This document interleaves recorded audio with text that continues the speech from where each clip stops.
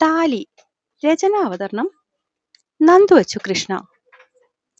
ദേവാ, വേദനിക്കുന്നു. മിത്തു പെട്ടെന്ന് ഞെട്ടി അവനെയും നഖങ്ങൾ ആഴുന്ന അവന്റെ ആ കൈത്തണ്ടയും നോക്കി. വിരുന്നെത്തിയ അതിഥിയെ പൊഴിക്കാൻ സമ്മതിക്കാതെ ശ്രീ അവളെ കണ്ണുകൾ കൊണ്ട് ശാസിച്ചു. കയ്യിലിരുന്ന കർച്ചീഫ് കൊണ്ടവൾ പെട്ടെന്ന് മുഖം തുടച്ചു നേരെയിരുന്നു. അത് കണ്ടതും ശ്രീയുടെ മുഖം ഒന്നയഞ്ഞു. ആര്യൻ അവരെ തന്നെ സാഹൂതം നോക്കി അവസാനത്തെ പടിയും ഇറങ്ങി അവർക്കടുത്തേക്ക് ചെന്നു. ഞാൻ കാരണം ബുദ്ധിമുട്ടായോ ശാന്തനു? പുഞ്ചിരിയോടെ മുന്നിൽ നിൽക്കുന്നവന്റെ കൈയിലേക്ക് കൈ ചേർത്ത് ഇല്ലെന്ന് തലയാട്ടുമ്പോഴും അടുത്ത് നിൽക്കുന്നവളെ പറ്റിയായിരുന്നു ശ്രീയുടെ ആശങ്ക മുഴുവനും. പഴയ തൊട്ടവാടിയല്ലെന്നറിയാം, എന്നേലും ചിരനേരം അവൾ മായമ്മയുടെ ചെല്ലക്കുട്ടിയാവും, പ്രത്യേകിച്ചും പ്രിയപ്പെട്ടവരുടെ മുന്നിൽ. അങ്ങനെ നോക്കുമ്പോൾ ഇപ്പോൾ തകർന്നാകും അവൾ ഇവിടെ നിൽക്കുന്നത്. കാരണം ജീവിതത്തിൽ തന്റേതെന്ന് ആഗ്രഹിച്ചു മോഹിച്ചവനാണ് മുന്നിൽ. എത്ര ആത്മധൈര്യം ഉണ്ടെന്ന് പറഞ്ഞാലും പതറിപ്പോകും. ശാന്തനു, ശാന്തനു, എന്താടോ, താൻ ഇവിടെയെങ്ങും ഇല്ലേ? എത്ര നേരമായി വിളിക്കുന്നു? ചെറിയൊരു പുഞ്ചിരിയോടെയായി നിൽക്കുന്നവനെ കാണുകെ ശ്രീ തലയൊന്ന് വെട്ടിച്ച് ചുറ്റും നോക്കി. ശരിയാണ്, ആര്യൻ തന്നെ നോക്കി നിൽക്കുന്നു. ഒപ്പം ജ്യൂസുമായി മിഷേൽ, പരിഭ്രമത്തോടെ ദേവയും.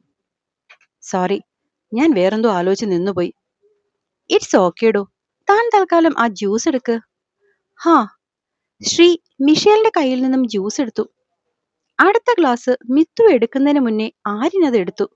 ഒരു പകപ്പോടെ മിത്തു അവനെ നോക്കി, മറ്റു രണ്ടുപേരെയും. വല്ലാത്തൊരു ദാഹം, ഇത് ഞാൻ എടുക്കുന്നു മൈത്രേയി. മിഷേൽ, താൻ അവൾക്കൊരു കോഫി ഇട്ടുകൊണ്ട് കൊടുക്കുമോ?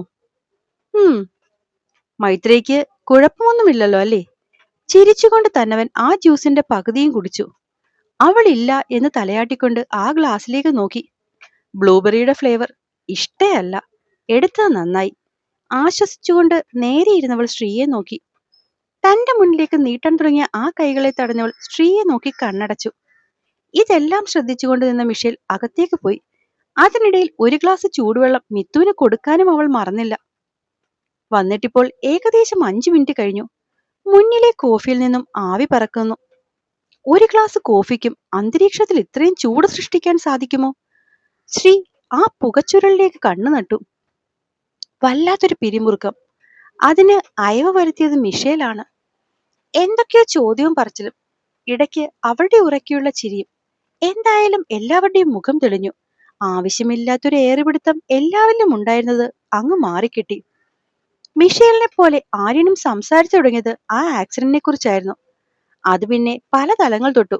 അവസാനം കുറ്റം മുഴുവനും വിധിക്ക് വിട്ടുകൊടുക്കാൻ പോയപ്പോൾ മിത്തു ആദ്യമായി ശബ്ദിച്ചു. എല്ലാ അപകടങ്ങളും നിയോഗമൊന്നുമല്ല മിഷേൽ. ചിലതൊക്കെ മനുഷ്യന്റെ അഹങ്കാരത്തിൽ നിന്നും ഉണ്ടാകുന്നതാണ്.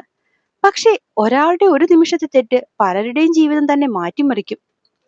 ശാന്തവും എന്നാൽ വ്യക്തവുമായ വാക്കുകൾ. ഓർമ്മകളിൽ കണ്ണു നിറഞ്ഞു നിൽക്കുന്നവളെ ശ്രീയൊന്ന് നോക്കി.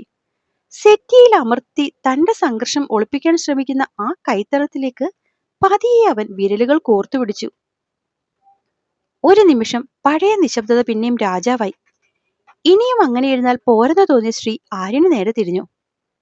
ആര്യൻ, താൻ കാണണമെന്ന് പറഞ്ഞത്? കാര്യമുണ്ടായിരുന്നു ശാന്തനു. പറഞ്ഞുകൊണ്ട് മിഷേലിനെ നോക്കിയതും അവൾ അകത്തുപോയൊരു ഫയലുമായി എത്തി. ആര്യൻ അത് വാങ്ങി മിത്തുവിന് നേരെ തീട്ടി. അവളുടെ നെറ്റിയിൽ 3-4 ഒടിവുകൾ വീണു. ആര്യൻ ഇരുന്നിടത്തു നിന്നും എഴുന്നേറ്റ് അവൾക്കരികിലുള്ള കസേരയിൽ വന്നിരുന്നു. ഇത് തരാനാണ് കാണണമെന്ന് പറഞ്ഞത്. മിത്തു ആ ഫയൽ വാങ്ങി. ശ്രീയെ നോക്കി അതവൾ തുറന്നു. പ്രമാണവും ഒരു ചെക്ക് ലീഫും. അതിലൂടെ അവളുടെ കണ്ണു പാഞ്ഞു. മിത്തു ശ്രീയെ നോക്കിക്കൊണ്ട് തന്നെ ആര്യൻ അത് തിരിച്ചു കൊടുത്ത് സെറ്റിയിൽ നിന്നും എഴുന്നേറ്റു. കാര്യം മനസ്സിലാവാതെ ശ്രീയും, അത് പ്രതീക്ഷിച്ചതുപോലെ ആര്യനും അവൾക്കൊപ്പം എഴുന്നേറ്റു. നമുക്കിറങ്ങാം ശ്രീയേട്ടാ.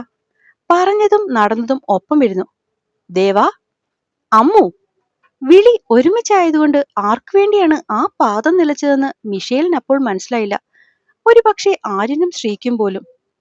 അവള് നിന്നെടുത്ത് അതുപോലെ നിന്ന് എന്നല്ലാതെ തിരിഞ്ഞു നോക്കുന്നില്ലെന്ന് കണ്ട് ആര്യൻ ആ ഫയലുമായി അവൾക്ക് മുന്നിൽ വന്നു നിന്നു. ലുക്ക് മൈത്രേയി, ഈ പ്രോപ്പർട്ടി അങ്കിൾ എന്റെ പേരിൽ എഴുതിയിരുന്നതാ.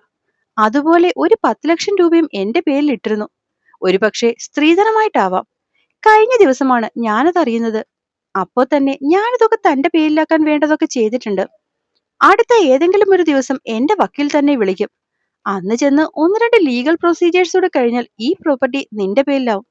പിന്നെ ഈ ചെക്ക്, ഇത് ക്യാഷ് പേയ്മെന്റ് ആണ് എഴുതിയിരിക്കുന്നത്. സോ പ്രോബ്ലം ഒന്നും വരില്ല. അപ്പു നിർത്തി നിർത്തി പറഞ്ഞ് അവളെ ഒന്ന് നോക്കി. അതേസമയം അവനെ ബാക്കി കേൾക്കാനെന്ന പോലെ മിത്തു കയ്യും കെട്ടി ആ മുഖത്തേക്ക് തന്നെ നോക്കി നിൽക്കുകയാണ്. ഇപ്പോ കുറച്ചു മുന്നേ കണ്ട പേടിയോ പരിഭ്രമമോ ഒന്നുമില്ല, മറിച്ച് മറ്റെന്തോ ഭാവമാണ് അവളിൽ. മനസ്സതിനെ വേർതിരിച്ചെടുക്കാൻ ശ്രമിച്ചെങ്കിലും ഹൃദയം ആ നിർവികാരതയിൽ ഒന്ന് പിടഞ്ഞു. പക്ഷെ അതിനെ മറയ്ക്കാനെന്ന പോലെ ആര്യൻ വെപ്രാളപ്പെടുന്ന കണ്ടതും മിഷേൽ സംസാരിച്ചു തുടങ്ങി. അന്ന് ഡിവോഴ്സ് നടന്ന സമയത്ത് മൈത്രിയെ ഇനിപ്പോ സൂചിപ്പിച്ചിരുന്നെങ്കിൽ ഇത് അന്നേ ആര്യൻ റെഡിയാക്കിയനെ. അല്ലേ ആര്യൻ? മിത്തുവിന്റെ മുഖത്ത് നോക്കി ബാക്കി പറയാൻ മറന്നു നിൽക്കുന്നവൻ അരികിലേക്ക് ചെന്ന് മിഷേൽ അത് പൂർത്തിയാക്കുന്നതിനൊപ്പം ആര്യനെ ഒന്ന് തട്ടി. അല്ലേ ആര്യൻ? ഓ, ആ ആ അതെ അതെ. അവനൊന്ന് തലയാട്ടി ശരിവെച്ചു. ശ്രീക്ക് കാര്യങ്ങൾ ഏറെക്കുറെ മനസ്സിലായി. പക്ഷെ ഒരഭിപ്രായവും പറയാതെ അവൻ അല്പം മാറി നിന്നു, മിത്തുവിന് സംസാരിക്കാൻ അവസരം കൊടുക്കും പോലെ. അതുകൊണ്ട് മൈത്രേയി ഇതെന്റെ കയ്യിൽ നിന്ന് വാങ്ങണം. ആര്യൻ പിന്നെയും അതുമായി മുന്നോട്ട് വന്നതും അവൾ ഒരു ചുവട് പിന്നിലേക്ക് മാറി. എനിക്കിത് വേണ്ട അപ്പുവേട്ടാ. വേണ്ടേ? എന്തുകൊണ്ട്? അതിന് മറുപടി പറയും പോലെ, ഇതിന് ഇങ്ങനൊരു കാര്യം ചെയ്യാൻ പോകുന്ന കാര്യം ഏട്ടന്റെ നന്മ നിറഞ്ഞ അച്ഛനെ അമ്മയെ അറിയിച്ചിരുന്നോ? വളരെ സമാധാനമായി ആര്യന് മുന്നിൽ കയ്യും കെട്ടി നിന്ന് അത്യാവശ്യം പുച്ഛത്തോടെയായിരുന്നു അവളുടെ ആ ചോദ്യം. അവളുടെ ഇതുവരെ കാണാത്ത ഭാവത്തിൽ ആര്യന്റെ കണ്ണുകൾ മിഴിഞ്ഞു. എന്നാൽ ഒപ്പം നിൽക്കുന്നവന്റെ കണ്ണുകൾ പതിന്മടങ്ങ് വിടരുകയാണ് ചെയ്തത്. പറയപ്പേട്ടാ, അവരറിഞ്ഞില്ലേ? ഈ തവണ അല്പം ശബ്ദം ഉയർത്തി തന്നെയായിരുന്നു ചോദ്യം. പറഞ്ഞു. എന്നിട്ടെന്താ? ഒന്നുമില്ല. അല്ലെങ്കിൽ തന്നെ നിന്റെ സാധനങ്ങൾ നിനക്ക് തിരിച്ചു തരുന്നതിൽ അവർക്ക് എന്ത് പ്രശ്നമുണ്ടാകാനാ? അവളിൽ നിന്നും ദൃഷ്ടി മാറ്റിക്കൊണ്ടായിരുന്നു അത്രയും പറഞ്ഞത്. ഇത് ഞാൻ വിശ്വസിക്കില്ല.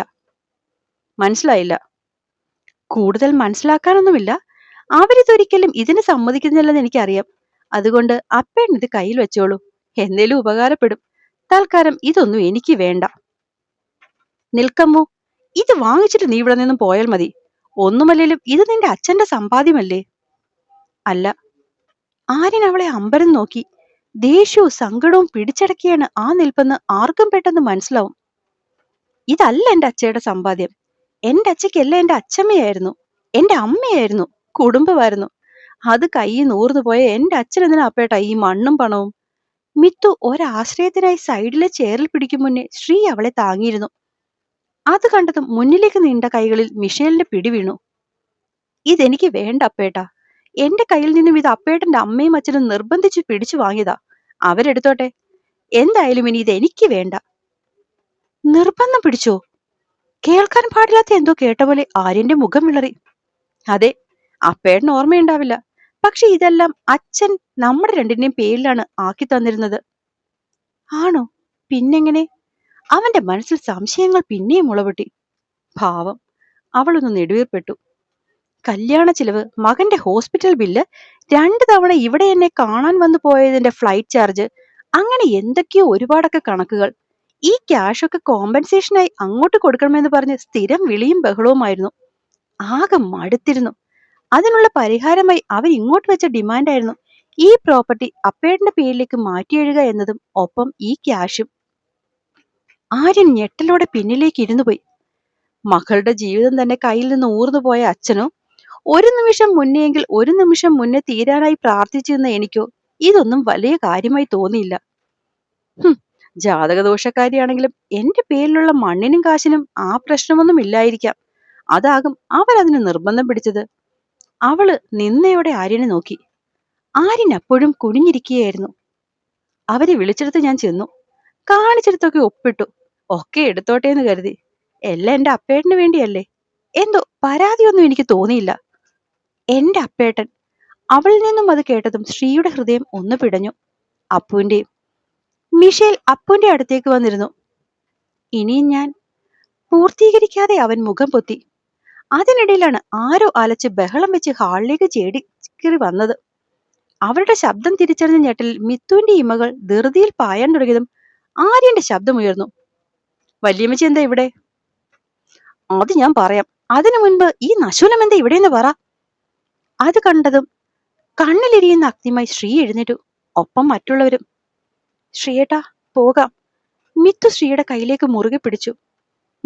പോകാം. ചോദിച്ചത് കേട്ടില്ലേ അപ്പു? ഇവളുമായിട്ടുള്ള ഇടപാടുകളൊക്കെ കഴിഞ്ഞതല്ലേ, പിന്നെന്താടാ ഇവളിവിടെ? ലതയുടെ ചേട്ടത്തിയാണ് സുമ. നാവിൽ 1000 വാക്കത്തിയുടെ മൂർച്ച ഒളിപ്പിച്ച് നടക്കുന്നവൾ. എല്ലാവരുടെയും മനസ്സിന് തന്നെ ജാതകദോഷക്കാരിയാക്കിയ സ്ത്രീ. മിത്തു കണ്ണൊന്നടച്ച ശ്രീയെ പിന്നെയും ഒളിച്ചു. ഞാൻ വിളിച്ചിട്ട് വന്നതാണിവിടെ. ആര്യൻ അല്പം കടുപ്പത്തിൽ തന്നെ പറഞ്ഞു. വിളിക്കാനോ?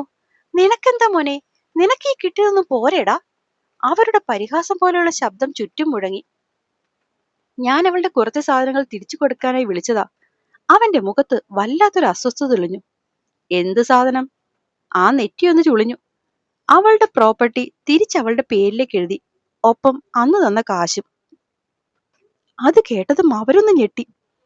നിനക്ക് എന്താടാ ചെക്ക? നീ എന്ത് ഭ്രാന്തായി കാണിക്കുന്നേ? നിന്നോടാരാ പറഞ്ഞേ അതൊക്കെ ഇവൾക്ക് തിരിച്ചു കൊടുക്കാൻ? ഇതേ നമുക്ക് അവകാശപ്പെട്ടതാ. ലതയും മോഹനും ഒക്കെ ഇത് വല്ലതും അറിഞ്ഞോ ആവോ? അറിഞ്ഞു കാണില്ല. അറിഞ്ഞിൽ സമ്മതിക്കില്ല. എനിക്കറിയാം. ഞാൻ അവരെ ഒന്ന് കേറി കാണട്ടെ. അവരും കൂടി അറിഞ്ഞിട്ടാണോ നീ അഹമ്മതി കാണിക്കുന്നതെന്ന് എനിക്കൊന്നറിയണം. അതുവരെ ഇതെന്റെ കയ്യിലിരിക്കട്ടെ. അവന്റെ കയ്യിലിരുന്ന ഫയൽ അവർ തട്ടിപ്പറിച്ച് കയ്യിലേക്ക് വാങ്ങി. വല്യമ്മച്ചി! എന്തോന്ന് വല്യമ്മച്ചി? എടാ ചെറുക്ക, നിനക്കിവളെ അറിയാൻ മേലത്തോണ്ടാ. ഇവളെ ഒരു മൂദേവിയാ. ഇരിക്കും മണ്ണും പൊടിക്കും. വന്ന് കയറിയന്റെ അന്ന് തന്നെ നിന്റെയും സ്വന്തം വീട്ടുകാരുടെയും ജീവൻ എടുത്തതാ ഈ നശൂലം. എത്ര കഷ്ടപ്പെട്ടാണെന്നറിയോ ഈ കുടുംബത്തുനിന്ന് ഇവളെ ഒന്ന് അടിച്ചിറക്കിയത്. എന്നിട്ട് പിന്നെ വിളിച്ചു കയറ്റിയേക്കുന്നു, അതും കയ്യിലിരിക്കുന്ന സ്വത്ത് കൊടുക്കാൻ വേണ്ടി. നിന്നെയൊക്കെ ഉണ്ടല്ലോ തെരണ്ടിവാളിനടിക്കണം, കഴുത.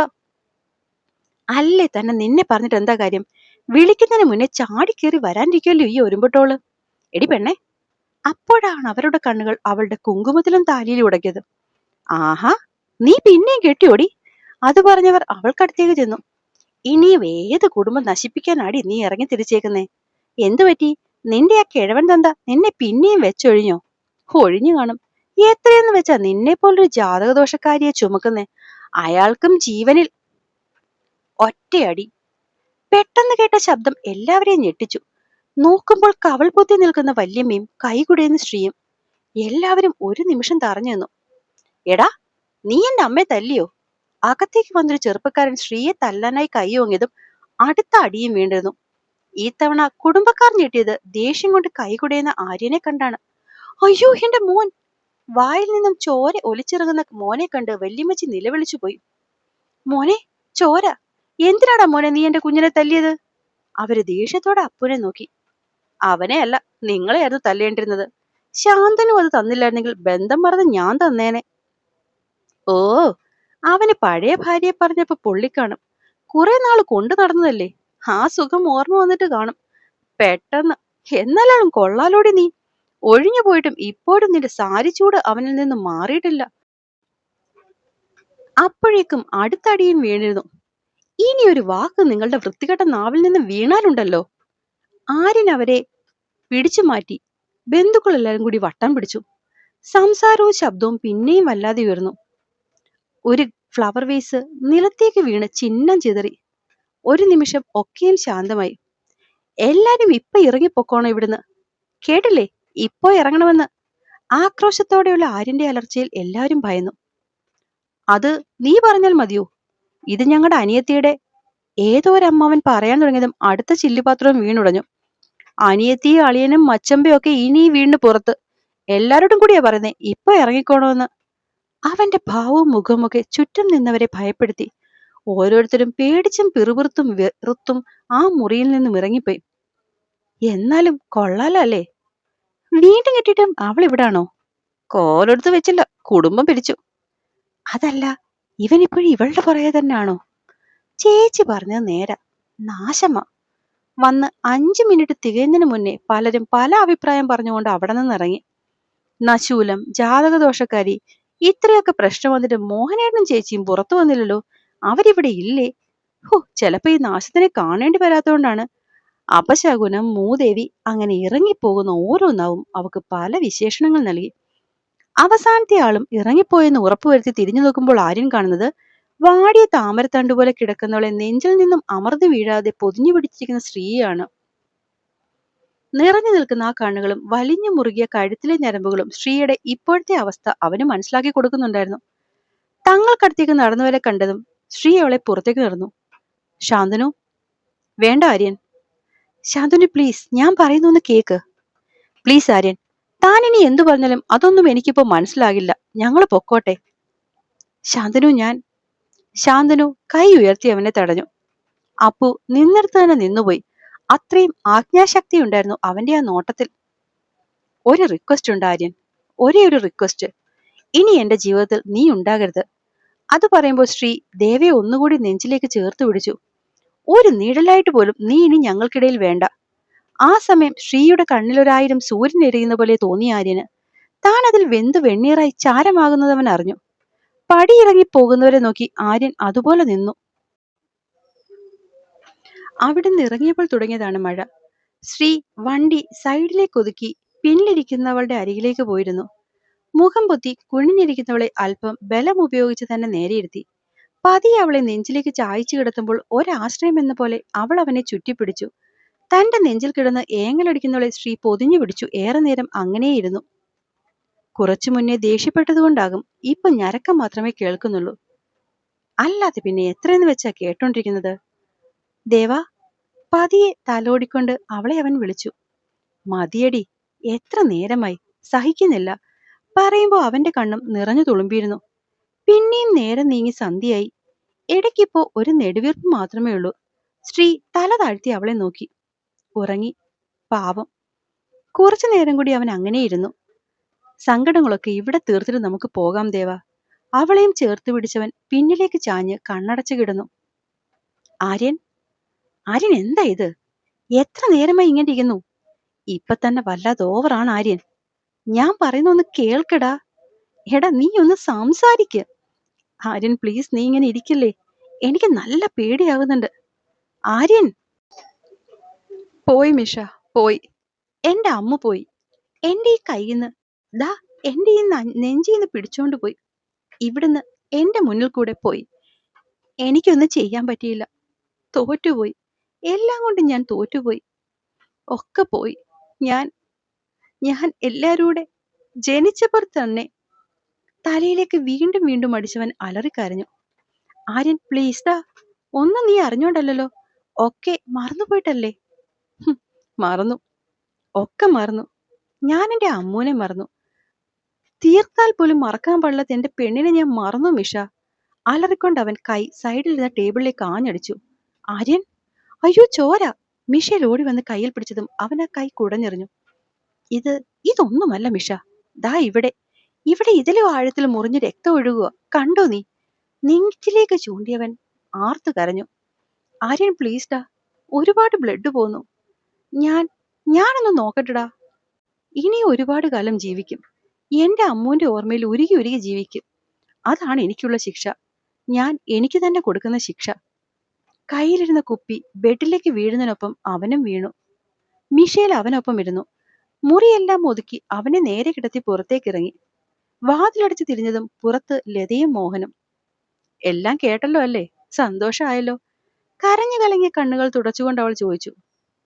മോളെ, ഞങ്ങൾ അവന്റെ നന്മയ്ക്ക്. മിണ്ടരുത്. നന്മ പോലും വല്ലരുമൊക്കെ പറയുന്ന കേട്ട് പ്രാണൻ കളഞ്ഞവൻ സ്നേഹിച്ച പെണ്ണിനെ ജാതകദോഷക്കാരിയാക്കി അവനെ കൊണ്ട് തന്നെ അകറ്റി. എന്നിട്ടിപ്പോ അവന്റെ നന്മ പോലും. എന്നെ കൊണ്ടൊന്നും പറയിപ്പിക്കരുത് നിങ്ങൾ. ഇതിലും ഭേദം അവൻ ഇച്ചിരി അങ്ങ് തീർത്തുകൂടാർന്നോ നിങ്ങൾക്ക്? അവരുടെ കണ്ണും നിറഞ്ഞൊഴുകി. പറയാൻ പാടില്ലാത്ത, എന്നാലും ശപിച്ചങ്ങ് പോവുക. നിങ്ങൾക്കൊന്നും ഉണ്ടല്ലോ, ഒരിക്കലും മനസമാനം കിട്ടില്ല. അത്രയും പാപികളാ നിങ്ങൾ. അപ്പോഴും കേൾക്കാമായിരുന്നു ഉള്ളിൽ നിന്നും അപ്പു വിളിക്കുന്നത്. അമ്മോ, അമ്മു മറന്നുപോയി ഞാൻ. പറ്റിപ്പോയടി അമ്മു. അബോധാവസ്ഥയിൽ പിന്നെയും പിന്നെയും ആ പേരുകൾ മാത്രം അവൻ പറഞ്ഞു. അന്ന് ആ ഡയറികളിൽ അവളുടെ പേരുകൾ 1000 തവണ എഴുതിയതുപോലെ. ഒരിക്കൽ അവന്റെ പ്രണയം മുഴുവനും ഏറ്റുവാങ്ങിയത് കൊണ്ടാകും ഇന്ന് ആ ടേബിളിന് മുകളിൽ കിടന്ന ഡയറികളും അവനൊപ്പം തേങ്ങിയത്. അപ്പോൾ കാണാവേ. എല്ലാവരോടും നിറയെ നിറയെ ഇഷ്ടം. അപ്പോൾ എൻ്റെ കഥ ഇഷ്ടമാവുന്നുണ്ടെങ്കിൽ ഒന്ന് സപ്പോർട്ട് ചെയ്തും കൂടി സബ്സ്ക്രൈബ് ചെയ്ത് കൂടെ ഉണ്ടാവണേ. എല്ലാവരോടും നന്ദി.